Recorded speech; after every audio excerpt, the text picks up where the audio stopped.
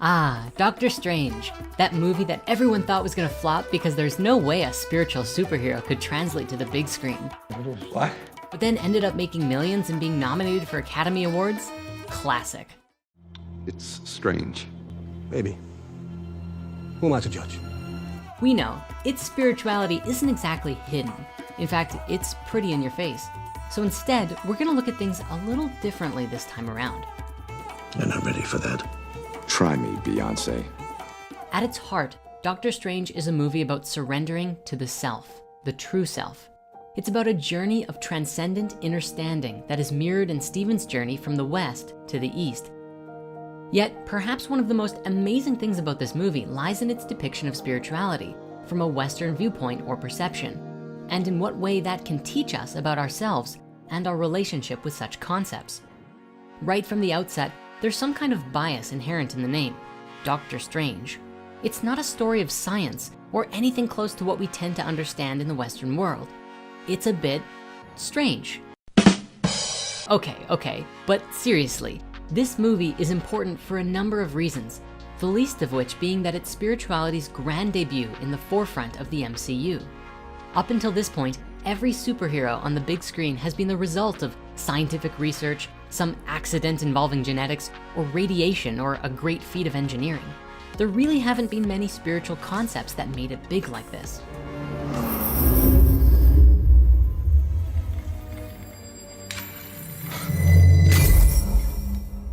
What's even more special about Doctor Strange though is that it flips the concept of a superhero on its head.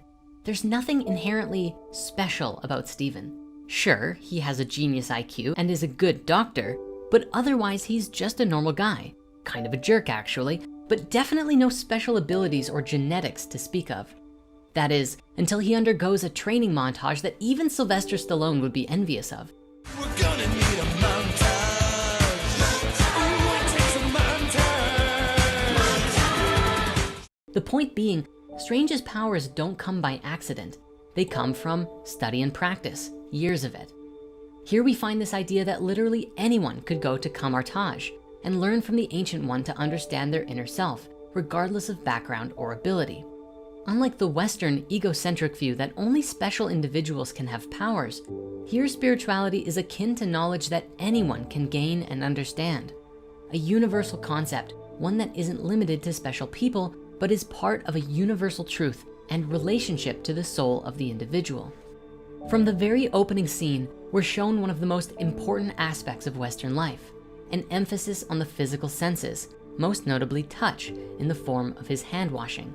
This sets the stage for a transition to occur, one from a focus on the outward physical world to the inward energetic one. On the surface, you might just think that the scene is foreshadowing his accident, but it actually goes a lot deeper. See, in today's world, our hands are, for many, the first point of contact with our physical surroundings. And while we can see or hear things happening to us, it's that sense of touch that really anchors us and allows us to interact with the material world. But Stephen's true power isn't in his hands, his physical body, but in his mind and how he uses it.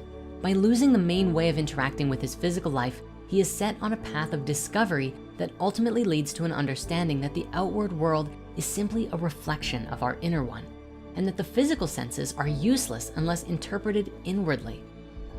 Ironically, once he encounters a problem that he can't physically solve, his attempt to heal actually ends up healing his inner self, which eventually begins to correct his physical self. So I guess first he cleans his hands, then he cleans his soul.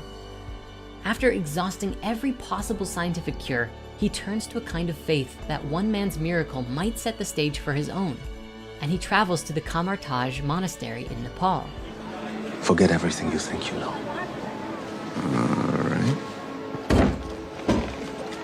Once there, he tries to bring his scientific understanding into the new world by talking of cellular regeneration and surgery, but is stopped in his tracks with pictures of the chakras and acupuncture diagrams. Both traditional methods of healing in their own right in the Eastern world, ones that treat the body as a whole rather than something made up of individual parts. Almost instantly, that sense of wonder and belief that was present before shifts into ridicule and denial, thinking he's accidentally walked into some kind of guru gift shop.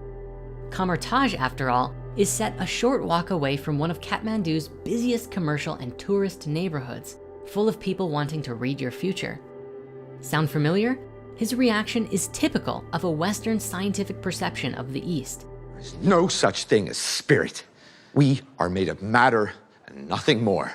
You're just another tiny, momentary speck within an indifferent universe. This is the first thought that they have when exposed to anything remotely spiritual, that someone is trying to sell you something or that the beliefs are just that, beliefs.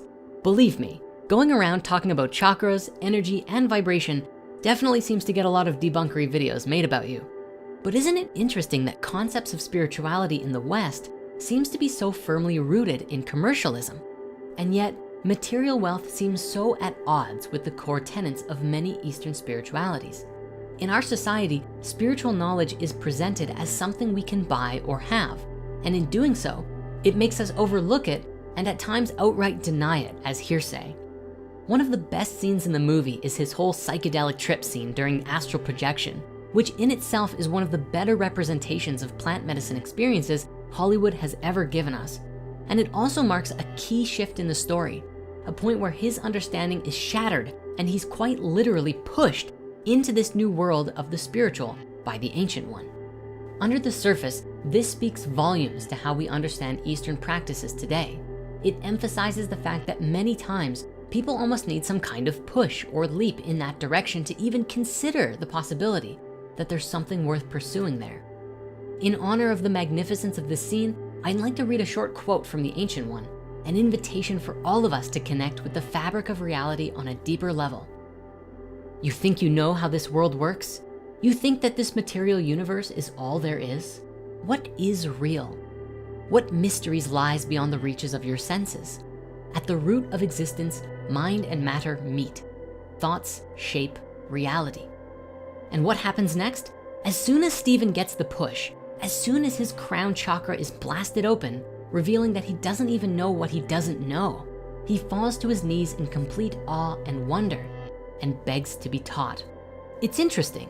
The way that Doctor Strange becomes a superhero is very similar to Tony Stark, but traveling in the opposite direction. Where, as we explored in our Iron Man video, Tony moves from the root and up into the heart, Doctor Strange goes the other way. From the root, he moves straight to the crown, to an awareness of a higher reality, and then balances out his whole system from there. Speaking to this, there is a certain tone to the scene, and to a lesser extent, the whole movie, that to truly understand something, you must experience it for yourself. You can watch or read about others doing all of these exciting meditations and energy work, but unless you take a leap of faith and practice it yourself, thereby embodying that new paradigm within, you'll only get so far.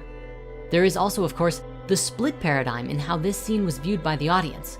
For many, it may have been a subtle wake-up call. For others, well, there's no such thing as chakras, and it's just a movie. Who are you in this vast multiverse? Mr. Strange? The fundamental difference is that we see the divine as something to be spoken about and explained in the West, whereas the Eastern philosophies teach us that there is something to be experienced from within. In a nutshell, while we may see God, practitioners can feel God. Looking to the sling ring, we see a similar idea. When Stephen first tries to use it, he is in the courtyard trying to copy everyone else. He has the same stance, the same motion, the same breathing, yet he keeps failing. Ultimately, he approaches the task from a Western or a scientific standpoint that everything has to make sense because we live in a replicable world where everything can be repeated to gain the same results, right? But what this section teaches us is that while that approach may work in a world where the illusion of separation is at the forefront, sometimes in order to succeed, we must flow with the river rather than beating it into submission. And that ultimately, we gain control by surrendering control. The Ancient One summarizes the difference of perspective in a simple sentence. Your intellect has taken you far in life, but it will take you no further. Silence your ego, and your power will rise. Here on the Western side of the world, there seems to be this idea that everyone in the East knows everything there is to know about spirituality. But what Doctor Strange teaches us in actuality is that experiences sometimes don't make sense to us. They defy everything we think we know and cause our mindset to drastically shift, but that's okay. because sometimes you don't need to understand something to feel into its change. The latter half of the film is devoted to Stephen embodying his new self from a position of compassion and a new understanding of his place in the universe, or multiverse, whatever. Interestingly, after his battle with Caecilius in the Sanctum, he takes a bad stab and portals into the hospital where Dr. Palmer is working, and ultimately needs to be revived with the defibrillator. Doesn't this kind of seem like death of the old self? In this moment, after defeating his demons, symbolized by Dormammu's minions, he reawakens as an embodiment of his higher self, the Sorcerer Supreme, and not only treats others with a greater respect, but immediately following his return to the New York Sanctum, is crowned Master Strange. In fact, his journey of rebirth itself, going from his old Western mindset to a new Eastern one, mirrors Egyptian cosmology of how the sun god Ra would die in the West every day, only to be reborn brighter in the East the next. Even in his boss fight with Dormammu, which isn't really a conventional boss fight since there is no actual fighting, this theme of rebirth is still there. Stephen doesn't approach the demon with the intention to fight it, but rather from a position of surrender and compassion for everyone back on Earth, which might have also saved on the CGI budget. Well, maybe not. The Dark Dimension is pretty intense. Like Jesus, he sacrifices himself over and over to help others. Looking at this deeper though, the time loop is undoubtedly speaking to the reincarnation process, as we too are arguably stuck in a cycle or a loop that brings us back over and over again until we've learned the lessons that our soul wishes us to. One could even argue that Stephen attains a level of enlightenment in this journey and understands that both time and death are merely stepping stones on our soul's journey.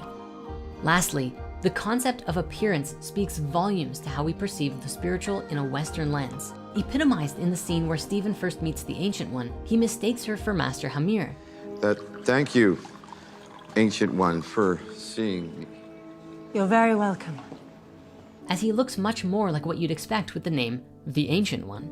Granted, the original version of the Ancient One looked like an old Asian man in the comics and was changed for the film adaptation to avoid unsettling politics with China. Yet, even with this new adaptation, we get to have our superstitions to be challenged. Instead of an elderly, sage-looking figure, the Ancient One as a young, joyful character flips this on its head. Even the Wi-Fi. What's this, my mantra? The Wi-Fi password. We're not savages. While only mentioned in passing, goes to show that spirituality isn't some relic of a forgotten age, but it has its place in the modern world. And much like the sanctums that defend the earth from mystical threats, it is hiding in plain sight. You only need to look to find it. In a nutshell, Doctor Strange highlights how we perceive spirituality as a commercial product, practiced by people wanting to make quick money, acting in opposition to science, and in this paradigm, it's something that belongs in primitive gift shops as a trinket or superstition. But the real magic, however, is just under the surface.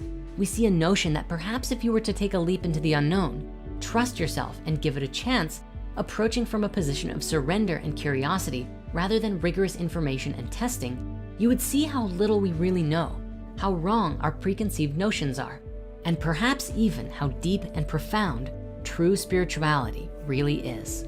And on that note, if you're someone who is ready to go down the spiritual rabbit hole, come and check out the 7-Day Transformation and explore the mysteries within and find your place in the cosmos.